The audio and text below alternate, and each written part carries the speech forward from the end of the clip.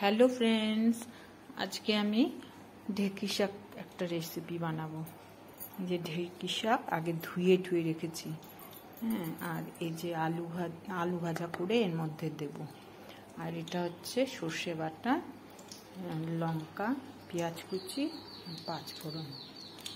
তো আমি কড়াই বসিয়ে দিয়েছি, এবার একটু গরম হোক।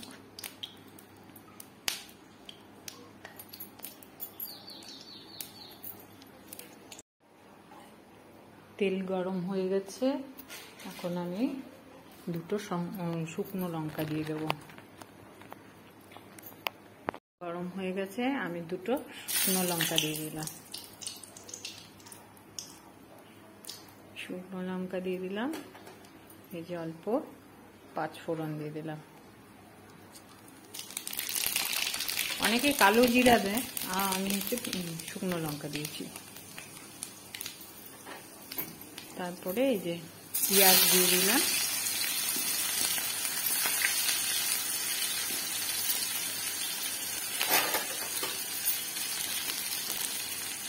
পেঁয়াজটা একটু ভালো করে লাল লাল হয়ে যাবে যখন, তখন আমি এই যে ঢেঁকি শাকটা দিয়ে দিলাম। আর ঢেঁকি শাক আমাদের খুব উপকারী। ঢেঁকি শাকের সাথে আর কি প্রচুর ভিটামিন আছে। তাই জন্য আমি তো মাঝে মাঝে ঢেঁকি শাক খাই।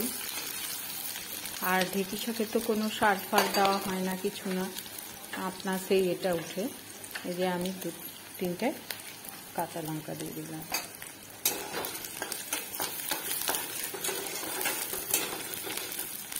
কাঁচা লঙ্কা দিয়ে দিলাম। এবার আলুগুলো ভেজে নেব।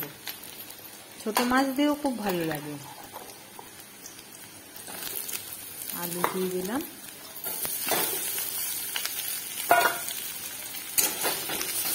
আলুটা ভালো করে ভাজা হবে, তারপর ওটা দিয়ে দেবো। এবারে একটু লবণ দিয়ে দেবো। তারপরে এই যে হলুদ দিয়ে দিলাম। লাল লাল করে ভাজা হয়ে যাবে যখন, তখন এটা দিয়ে দিলাম।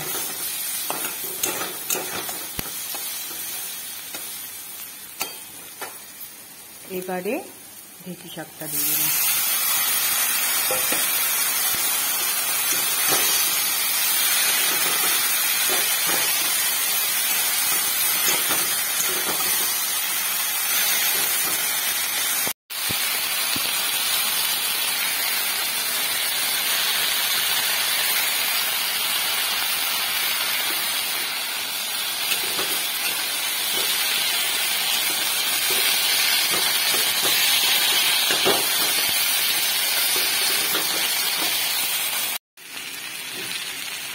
এখন সরষে বাটা দিয়ে দেবো।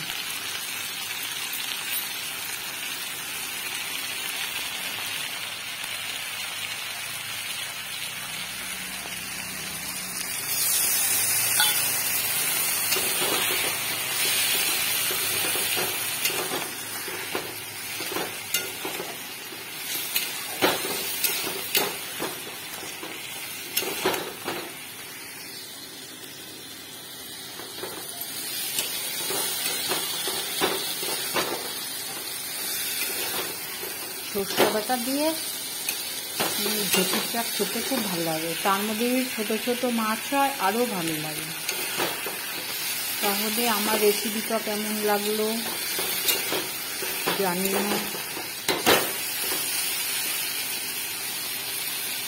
কমপ্লিট।